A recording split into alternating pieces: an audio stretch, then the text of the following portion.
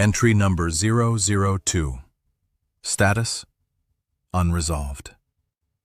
The 200-year-old code. Hiding $60 million. Or the greatest American hoax.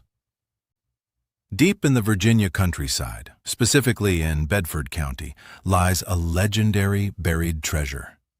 We're talking about 2,921 pounds of gold, 5,100 pounds of silver, and jewels originally valued at $13,000.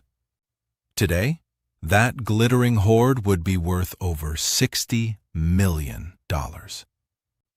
According to legend, a man named Thomas Jefferson Beale buried this fortune in a rock-lined underground vault in 1819 and 1821.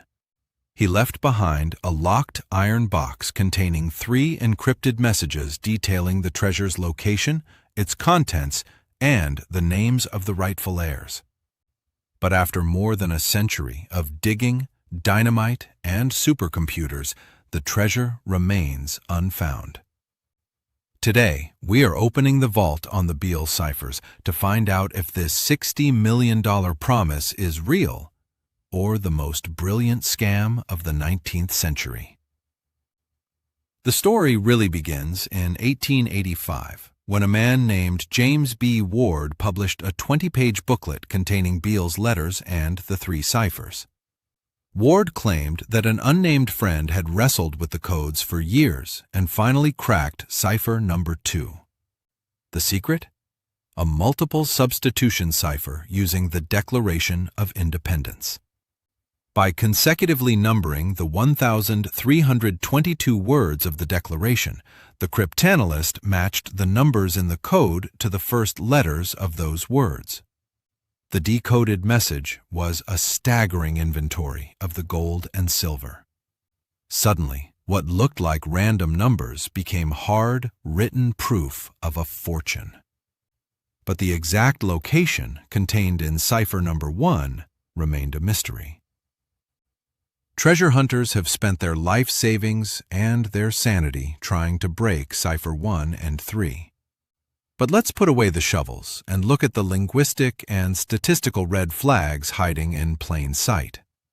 First, the anachronisms. In Beale's letters, allegedly written in 1822, he uses the words stampeding and improvised. There's just one problem.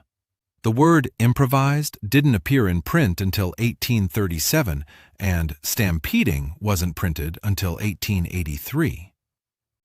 Second, let's look at the math. If the Declaration of Independence was the key to cipher 2, could it unlock cipher 1? No, the Declaration has 1,322 words. Yet cipher 1 contains numbers like 2,160 and 2,906. It is mathematically impossible for them to share the same key text. Finally, we have the ultimate red flag: stylometrics. Cryptanalysts fed the writings of the mysterious Thomas Beale and the pamphlet publisher James B. Ward into computers. The readability grades, average sentence lengths, and the specific use of compound sentences and conjunctions are virtually identical. In other words, Beale and Ward were almost certainly the same person. So where does this leave the $60 million? We're left with 2 prevailing theories. Theory A is the missing key theory. Believers point out that early UNIVAC computers analyzed the unbroken ciphers and found they do contain intelligent, non-random patterns. Perhaps the treasure was moved out west. Or perhaps the remaining ciphers are just waiting for the correct 19th century text to be discovered. Theory B is the pseudo-cipher or hoax theory. Faced with the linguistic anachronisms and matching writing styles, many experts, including the legendary code breakers William and Elizabeth Friedman, concluded this was a brilliant fabrication. It was likely penned by a struggling newspaper owner named John William Sherman, who used his cousin, James B. Ward, to sell pamphlets at 50 cents a pop to gullible fortune hunters. Whether it's a genuine map to buried millions or a masterful literary deception, I leave you with this historical question.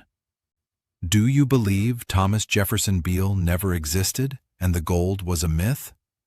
Or, once we find the right clues, the treasure will reveal itself? Who were the true geniuses? The treasure hunters digging up the Virginia soil for over a century? Or the author who convinced the world to pay for a map to nowhere? Thanks for your time. Subscribe for more.